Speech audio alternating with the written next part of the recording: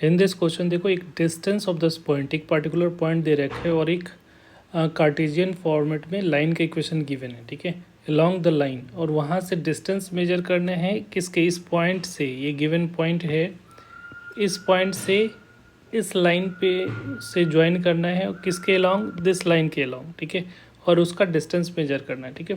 तो ऐसा सोचो कि एक लाइन का इक्वेशन दे रखा है और ये लाइन जो है वो उसको हम लोग L1 बना लेते हैं, ये वाला लाइन है हमारा L1, और ये लाइन जो है इसको L2 ले लो। तो इस लाइन के लॉन्ग, ठीक है, ये जो लाइन होगा, एक पॉइंट जो यहाँ पे दे रखा है, P पॉइंट ले लेते, 7 - 2 और 11, वो लाइन इस लाइन के जो है ऐसे पैरेलल होगा। अलोंग का मतलब क्या है, इसी लाइन के अलोंग लेना है, तो या तो पैरेलल होगा या तो कोइंसाइड कर रहा होगा। तो इस लाइन का इक्वेशन जो है ये L2 लाइन होगा। तो L2 लाइन का इक्वेशन जो दे रखा है, L2 क्या है, x - 5 divided by 2 equal to 5 y - 1 divided by -3 और z - 5 डिवाइडेड बाई 6 है, ठीक है। और एक लाइन, इस लाइन जो L1 लाइन है, उस लाइन का इक्वेशन जो है वो क्या दे रखा है, x - 6 divided by 1 is equal to y - 4 divided by 0 और यहाँ पे z - 8 डिवाइडेड बाई 3 है। तो इसको लैम्डा कंसिडर कर लेते हैं। तो इस पॉइंट पे जनरल पॉइंट जो है, मान लीजिए सपोज Q पॉइंट है, तो Q पॉइंट का कोऑर्डिनेट क्या होगा, तो अगर x के वैल्यू निकालोगे तो लैम्डा, और ये माइनस तो ये प्लस, तो लैम्डा +6 हो जाएगा ये, और ये 0 से मल्टीप्लाई हो जाएगा तो ये तो 0, तो ये सिर्फ 4 होगा। इसको इसके साथ सिंप्लीफाई करके y की वैल्यू निकालोगे, यहाँ पे क्या हो जाएगा, 3 लैम्डा +8 हो जाएगा। तो इस पॉइंट का कोऑर्डिनेट हो गया। तो इसका डायरेक्शन dr क्या हो जाएगा, तो PQ लाइन का dr निकालोगे तो एक डायरेक्शन रेशियो तो ये दिख रहा है कि ये जो वैल्यू दिख रही है वो जो है, और इसका दोनों का सेम होगा, तो 2 हो गया, -3 हो गया और 6 हो गया, राइट।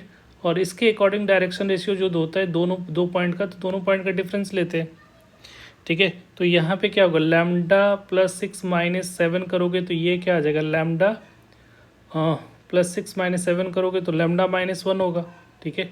और ये हो जाएगा 4 - 2, तो ये हो गया 6 आपका।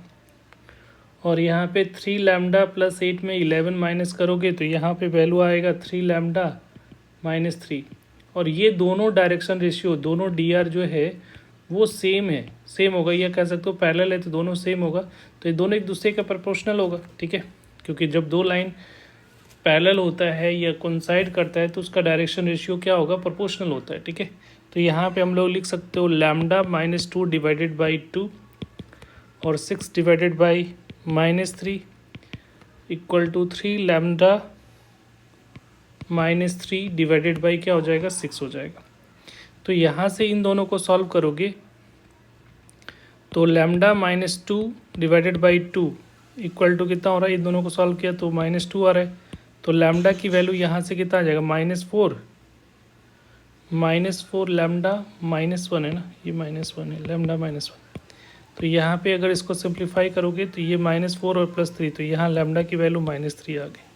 तो लैम्डा की वैल्यू जैसे ही आपको -3 पता चलता है तो Q पॉइंट का कोऑर्डिनेट क्या हो जाएगा, -3 + 6 कितना हो गया, तो Q पॉइंट का कोऑर्डिनेट -3 + 6 3 हो जाएगा, ये 4 ऑलरेडी है, और इसमें -3 पुट किया तो -9 + 8 तो -1 हो जाएगा।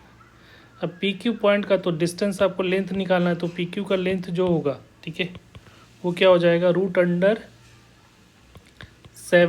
- 3 का होल स्क्वायर, फिर -2 - 4 का होल स्क्वायर, और यहाँ पे आएगा 11 माइनस, तो -+1 का होल स्क्वायर ये आ रहा है। तो इसको सिंप्लीफाई करोगे तो 4 का स्क्वायर कितना हो जाएगा, 16, और ये 6 का स्क्वायर 36, और ये 12 का स्क्वायर 144 का रूट।